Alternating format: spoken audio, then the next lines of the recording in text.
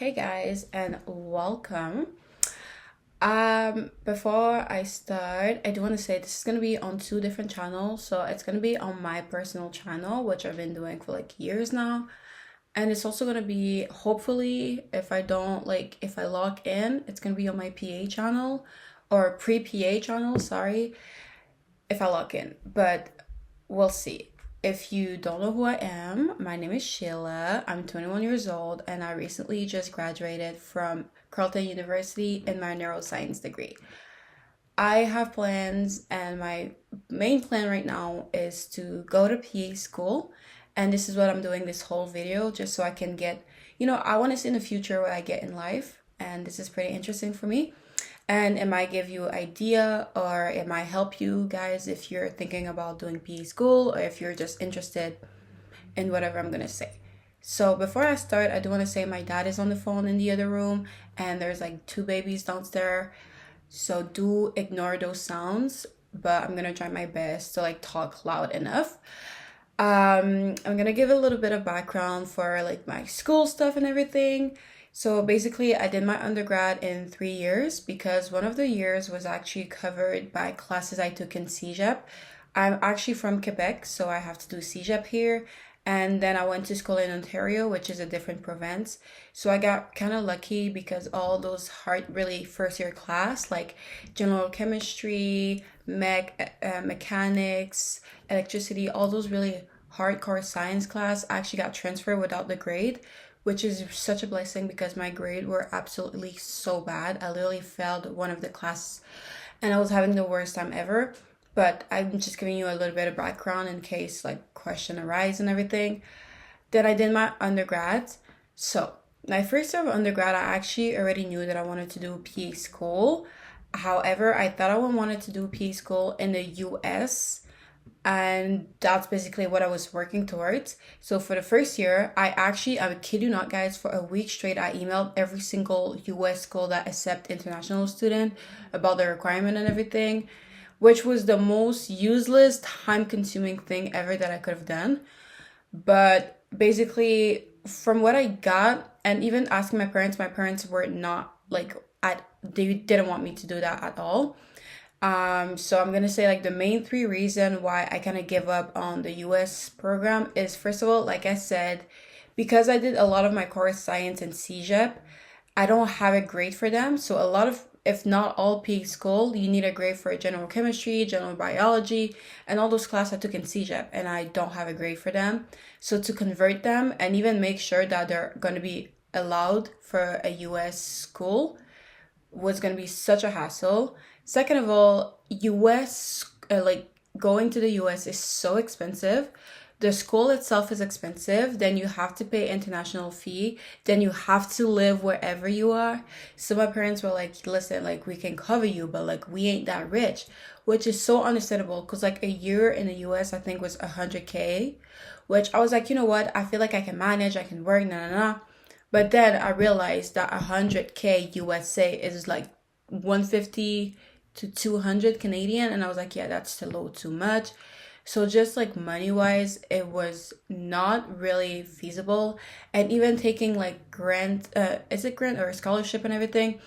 Because I'm a Canadian, I would have to like figure out what the bank here, but then how do I pay them? And then how do I repay? It was going to be such a pain in the ass. So that was the second thing that my parents did not like. And third of all, just the fact that we don't have any family in the US. They were like, that ain't gonna work. So basically, in my first year, I thought I was gonna go to the US PA school, looked at the US requirement, ended up not going to the US. So then, we're now into my second year of uni. My second year of uni, because I had given up on the US PA school, I had really bad dot issue about Canadian because all I've heard is that it's extremely hard to get into, and then you have a lot of med student applying for that, so that makes it even harder. There's like already like almost no school, and the salary wasn't that good. So in my head, I was just like, damn, I might just be cooked, chat, because if I'm not going to the US and Canadian PA school are so hard to get to, what are my odds? So in my second year, I actually focused more on like anything else. I start looking at radiologist, x-ray, midwife, and all those different healthcare job. but I just like, yes, they were interesting, but I just felt like I did a whole degree and now it's not really going to be useful for me. And I liked my degree, so I would like to continue towards something that is in my degree. So in my second year, I was just really struggling. Plus, I was taking biochem, so I didn't really even have time to struggle about my personal life because I was struggling academically. So my second year is when I kind of slowed down and like didn't think about the plans after. I was like, let me focus on right now because right now is beating my ass. Then we come into the third year, which is this year, and that's when I started locking in. I was like, okay, like I have a year left to figure out my shit. So then I was like, okay, you know what? Like, just because something is really hard doesn't mean it's impossible. So I start looking at Canadian PA school. I start familiarizing, whatever, you know what I mean, myself with the PA school. Also, something really cool is that this girl that I went to, like, we knew each other from health science at school. She got into one of the programs. So I was like, okay, there is hope. Like, she went to the same school as me. I know her. Like, like, it's not impossible. And then my mom was like, honestly, like, you should apply for one of the school. At least you should apply. You don't lose anything applying. I personally thought I had no chance at all because I didn't prepare mentally to go to PA school in Canada. So I was like, you know what? Applying is just going to make me waste my money. But what do I lose for real, other than money? So I applied to only McMaster actually. U of T required healthcare hour, and I did realize after that I could have applied because I worked at a pharmacy tech before, but I just thought that would have been super strong because it's been years and it's just like I don't have any reference. I just didn't think it was gonna cut it. And then the other school required a Casper. I didn't take my Casper, so the only school I could really apply to was McMaster. McMaster is the most competitive school out of, now there's 6 Canadian PA school. Out of all of them, McMaster is the most competitive, which makes a lot of sense because their only requirement is to have a 3.0 GPA, which is pretty not hard to get, and also to have 2 years of undergrad. So literally anyone in the ROM can apply. So will it is more competitive? I don't think the pool itself is competitive. I just think there's a lot more people, but I don't think everyone is super like competitive, like 4.0 everything. So that's what I think. So I applied to McMaster, and when I tell you, like, I really didn't think it was like, I really didn't lock in because I applied the last day of the deadline. Like, I think I applied at 12 p.m. At 12 p.m. the day of the deadline. Like, no preparation, nothing at all. I was also taking anatomy and physiology. So, babes, like, I wasn't going to prepare at all. I didn't think I was going to get in anyway because I didn't prepare. But my mom said, apply, you never know. So I applied. The whole thing went through. I think what's really good for me applying is just I saw how the whole process went through, what I have to send and everything. So that's really great because now next year when I'm going to reapply, I'm going to be mentally prepared. And once you apply and you have those 2 requirements, so the 3.0 and the 2 years, they automatically send you the Kira assessment. Kira assessment is literally like 3 questions, or I don't know how, like, I don't know if it changes, but we had 3 questions. And it's really, it could be so random. It is so random that I understand why so many people said they didn't study for it. I personally studied in the sense that I thought they were going to ask really specific question, but like I said, it was so random. But I still thought like I didn't do good. After I did my Kira assessment, I literally started crying just because I knew my answer weren't strong. And because there is so many people applying, I knew that this was my chance to like this. The Kira is the chance that you have to like make it pop, you know, like this is the one time that they're showing, like they're giving you a chance compared to everyone else. So I just was really disappointed, and from then I was like, yeah, this year is not like gonna cut it. I didn't do well on the Kira. But come the answer day, and I actually got waitlisted. So I think getting that wait list was really the moment where I was like, okay, like I actually they actually like kind of like me. Because when I tell you my Kira assessment was ass, guys, ASS, like ass, like the answer, like it made no sense. And I wish I could say it, but I know it's confidential and I'm not trying to get sued. But like, I wish I could explain to you how bad I did. So for me to still get a wait list, a lot of people, like a lot of my family was like, "Oh, like, are you sad? What, like, are you okay? Like, what's going on?" And I'm like, I'm fucking pumped, because if me at my worst can get a wait list, I have a year to figure it out. The worst case scenario.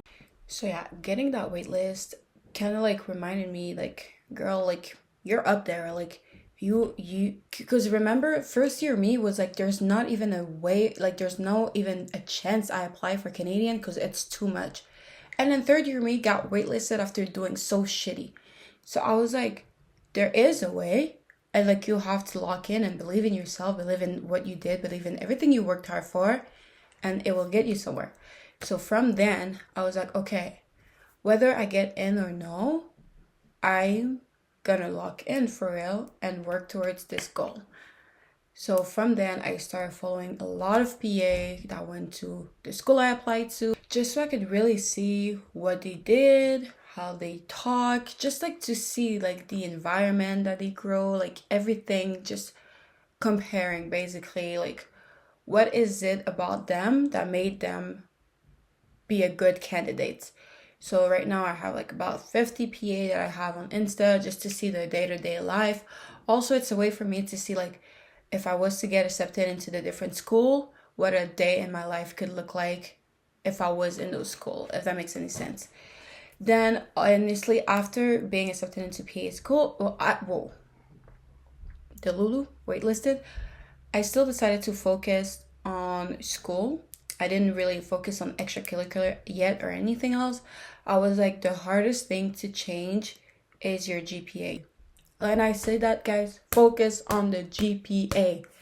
You're always gonna have time to work on your extracurricular, always gonna have time to volunteer, always gonna have time to work, always gonna have time to everything else. But once you have a grade, let me tell you, that shit don't move, okay? And even if you retake the class, some school be so petty, they're like, yeah, we're still gonna take the average.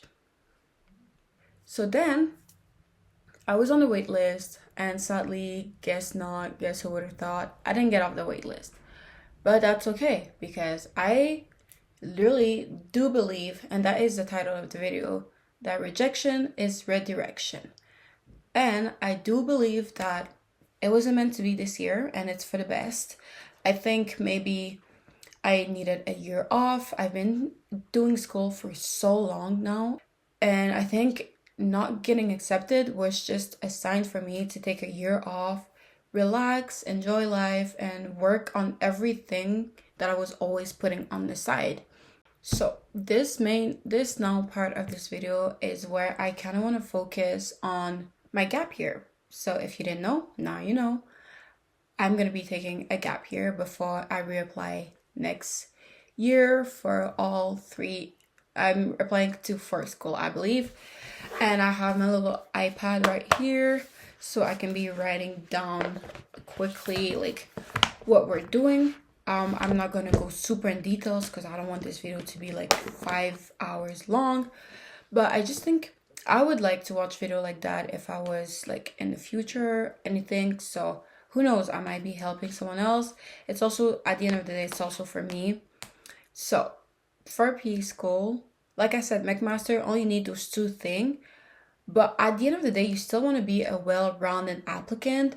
Having a lot of experience in different story is going to help you perform better in almost everything that is required question-wise. Like McMaster, they don't require healthcare or anything, and I'm sure a lot of people got in without having those requirements. But at the end of the day, it also makes it easier to answer the question when you do have those different experience.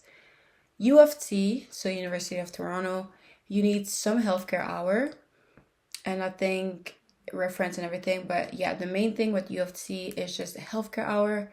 Then you have the University of Manitoba, which you required the Casper test. And then I forgot the last university I'm applying to, but that one was also healthcare hour. So right now it is May 14, 2025. And first of all, I want to get into my gap year. I want to get into my paid work. So what I'm gonna be doing for a year. So basically, I know you guys know if you're on my old channel, but I've been working at a medical clinic. So we started from the bottom. We were a scanner. But even then, I still feel like being a scanner, you can bring that into the peer program in the sense that I can talk about how I learned how to write, I learned how to understand writing, I learned how to understand different communication skill from doctors. I've really also seen report from PA, so that's really good for me to know. It's great knowledge. So yes, it is just a scanner job, but at the end of the day, it is still healthcare and you still learn about the whole process of healthcare. So, I still think it's great. So I have the scanner job. For the same job, I'm also right now getting trained to be a medical receptionist. So that's gonna be great. Talking to patient, calling patient, insurance. It's a lot of things that you have to know eventually when you're going to be working in healthcare, in clinics, in hospital. I know a lot of people that do healthcare hour did do medical receptionist. It's just great. It's well rounded. It's easy to talk about too in your application. So that is why I'm getting trained, because I did tell him that I wanted to have a little bit of a more rounded. And also what's really fun at our clinic is that at night when the nurses are gone, the receptionist is the one taking vitals. So that is good as well. It's direct patient care experience. So basically at that clinic there is an immigration medical part of it, and basically it's this one doctor that does immigration medical letters. So to immigrate in Canada you need to pass different tests, and three of those are medical. And I know you have to do your HIV and syphilis, you have to do your kidney function, so EGFR and creatine level, and then you have to do your chest. I think a lot of it to rule out stuff like tuberculosis that are usually more common in other countries. And all of that needs to be accepted by a doctor licensed in Canada. And luckily at our clinic we have a doctor that does all that. So I did reach out to her and I told her that I would be interested, because what would be really great about that is, well, first of all, there is maybe a chances that I could be taking vitals of those immigration patients. So that's even more patient care direct experience. So that's going to be good. But also just being surrounded by a different culture is going to be great. Diversity, Canada is super diverse. So that's going to be a great addition to any of my questions for PA school. And also communication. You're going to have different people, different language, some language barrier. So you're going to have to work on communication skills. That's going to be translated into PAs. So overall, I just think this could be really great addition. I'm still waiting on the answer back from the doctor. I can't lie, this girl is busy. So my other job is going to be the restaurant. Just because I've been there for 5 years, easy cash, easy hour, comfortable. I don't think I'm going to quit until I physically cannot go anymore. Like, that sounds so damn bad, but this job has always been great money-wise for me. The job is easy and the money is great. And it's going to be really helpful to pay for PA school when I get in. So yeah, the restaurant also, you can also use restaurant experience. You learn a lot. Serving, you learn how vile a human can be, and you learn to de-escalate a lot of stressful situation. You learn to work under pressure, you learn to work under the clock. There's so many things that people don't necessarily see of server skills that you develop. You have to learn how to multitask. Like when you have 6 tables all asking you for different stuff, who's getting their ketchup or the water first? Yes, so those are all skills that can be really useful when I'm going to be a PA. And my other paid job that I'm really going to be excited about is I'm going to be an assistant coach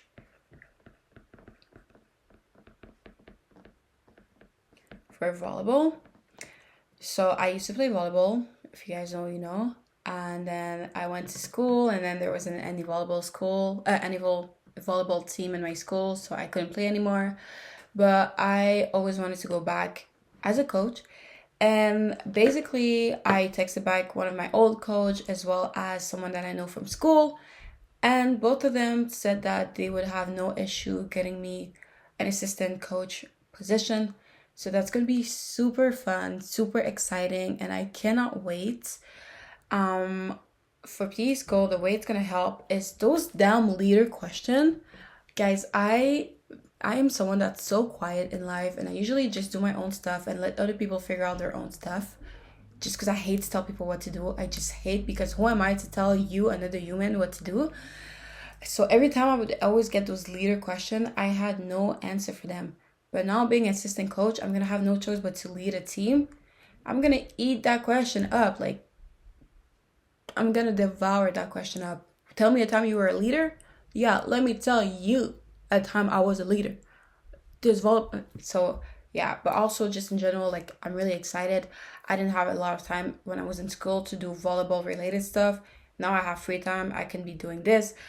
Also traveling, doing different, like, it's gonna be so fun, and I'm excited because it's kind of confirmed. I mean, I have two different coach already telling me, like, yes, we can get you in. So hey, now we're gonna go into volunteering. So when I was in school, I didn't get the chance to volunteer a lot. So now that I'm not in school, I finally get the chance to do volunteer. So right now, I only like in the process of two main one, and I think I'm gonna get them both. But for volunteering right now, the first process that I'm doing is the distress line. So I want to do the distress line. I think it's gonna be so useful for communication skill.